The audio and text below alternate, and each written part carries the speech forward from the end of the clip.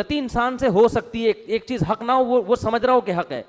और जब हज़रत अली के बेटे हज़रत हसन ने हज़रत मुआविया के हाथ पे बैत करके इस इख्तलाफ को ख़त्म कर दिया, फिर इस बेस पे हज़रत और देखो हज़रत मुआविया के दौरे खिलाफत में ना हज़रत हसन कभी हज़रत मुआविया के ख़िलाफ़ खड़े हुए और ना हज़रत हुसैन, दोनों में से कोई भी हज़रत मुआविया के ख़िलाफ़ नहीं खड़ा हुआ, क्योंकि जिन शराइत पर सुलह हुई थी हज़रत मुआविया ने उन तमाम शराइत का लिहाज रखा है।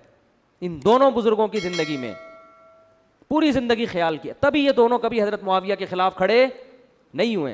तो जब एक इख्तलाफ ख़त्म कर दिया नबी के नवासे ने, तो इसका आप फिर अगर उस इख्तलाफ को हवा देते हो और हज़रत मुआविया को बुरा भला कहते हो, तो आप हज़रत हसन के मानने वाले नहीं हो। हज़रत हसन के मानने वाले हकीकत में वो हैं जो हज़रत हसन को इस इख्तलाफ को ख़त्म करने में फ़ॉलो करते हैं, जो फिर इन मसाइल जंग जमल और जंग सिफ़ी को उठाकर हज़रत अली के मुखालिफिन पर तानो तशनी करता है, तबर्रा करता है, तो वो हज़रत हसन के फॉलोवर्स में से नहीं है। कि हज़रत हसन की मंशा थी लड़ाई को ख़त्म करना, जब कर दी तो अब आप क्यों उठा रहे हो उस बहस को दोबारा, क्यों फिर तबर्रा कर रहे हो और क्यों ऐसी बातें कर रहे हो। ये शहजादा अमन, ये शहजादा सब्ज़े कबा, इस मेरे शहनशाह का तारीख में किरदार लिखा गया कि इस मेरे मौला ने सुलह की थी और आज तक हमें दुश्मन जीने नहीं देता कि हसन ने सुलह की थी। लिहाजा शियों को भी चाहिए कि उस बंदे के साथ नरम रवैया रखें, इसलिए कि हसन ने सुलह की थी। लफ्ज़ सुलह बताता है कि कभी जंग थी,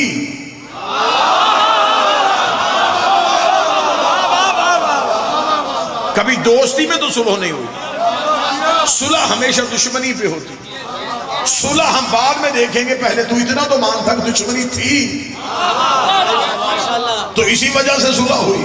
और जिसके दिल में लम्हे के लिए भी इनकी दुश्मनी आई हो, इसने मौला इमाम हसन अलैहिस्सलाम से, इमाम हसन ने सुलह की नहीं, इमाम हुसैन इमाम हसन से सुलह की गई। जैसे हुसैन ने जंग की नहीं, इमाम हुसैन से जंग की गई। मौला इमाम हसन अलैहिस्सलाम को खुद हाकिम ने कागज और कलम भेजा कि शर्तें तू लिख, मान हम लेते। जब कागज कलम हसन के पास आई, हसन तो पहली जंग जीत गए। जो जाग रहा है उसका तो मैं जामन नहीं हूं।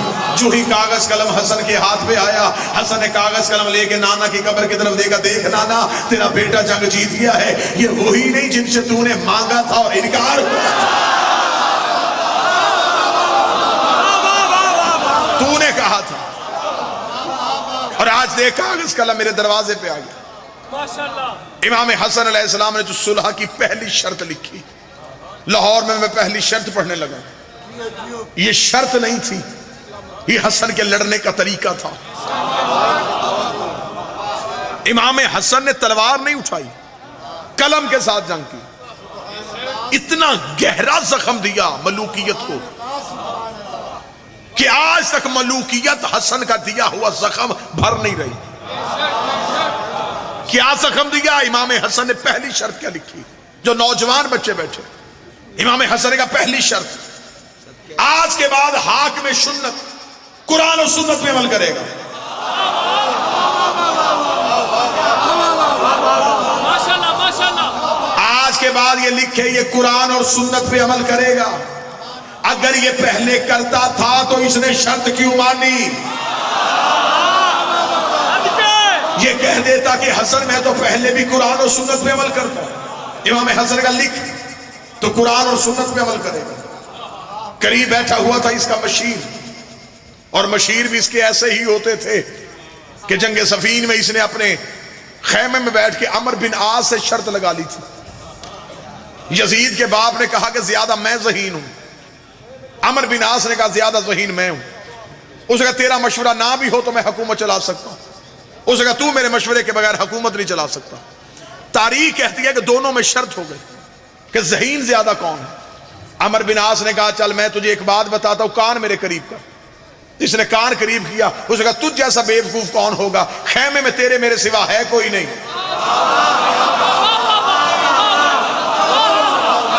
जहां अकल के फैसले ऐसे होते हो वहां हुज्जत का मुकाबला कैसे हो सकता। आज के बाद तू कुरान और सुन्नत पे अमल करेगा। करीब बैठा हुआ था इसका मशीर, इसने यजीद के बाप से कहा, इसने रुक, मैं नाम नहीं लूंगा, मैं सिर्फ यजीद का बाप ही कहूंगा।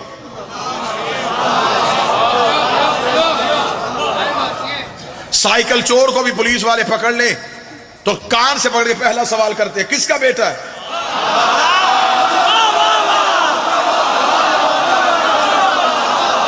मेरा ख्याल है कि उनके लिए सबसे बड़ी मौत ही ये है जब क़यामत वाले दिन फरिश्ते कान से पकड़े पूछेंगे, बता किसका बेटा है। आज के बाद तू कुरान और सुन्नत पे अमल करेगा।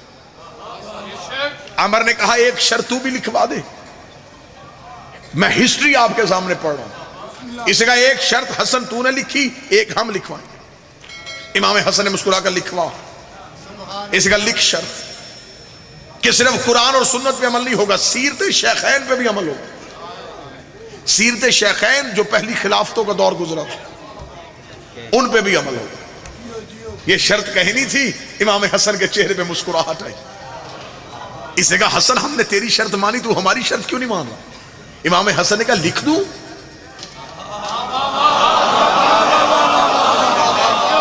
कितना बारीक जुमला आने लगा। मैं अभी समातों का इम्तिहान लूंगा। कौन बंदा है जो सेहनी तौर पे मजलिस में बैठा?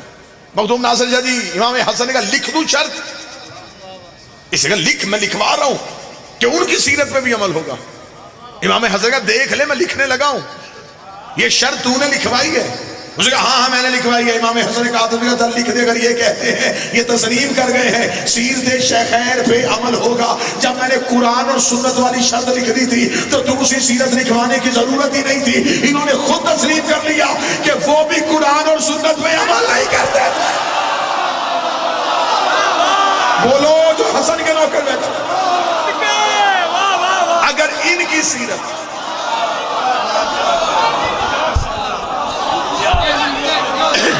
उनकी सीरत कुरान और सुन्नत के मुताबिक थी तो अलहदा शर्त लिखवाने की जरूरत ही नहीं। हाकम के चेहरे पे मौत का पसीना आया। इमाम हसन ने कहा, मेरी बारी है, अगली शर्त मैं लिखवाऊंगा। हसन ने कहा, फिर इस शर्त के बाद मैं कोई शर्त नहीं लिखवाऊंगा। हाकम ने कहा, लिखवा, आखिरी शर्त कौन सी लिखवाना चाहता है? इमाम हसन के चेहरे पे अली वाला जलाल आया। फिर मैं तीसरी शर्त लिखूंगा, तख्त ताज चाहिए ना, उठाओ तख्त और ताज। आज के बाद कोई कुत्ता मिंबर में मेरे बाबे अली को नहीं भौंकेगा। उठाओ, ले जाओ अपनी हुकूमत। आज के बाद कोई भी मेरे बाबे अली को नहीं भौंके। नमाज जुम्मा के खुतबों में मेरे मालिक अली के खिलाफ बकवास की जाती थी।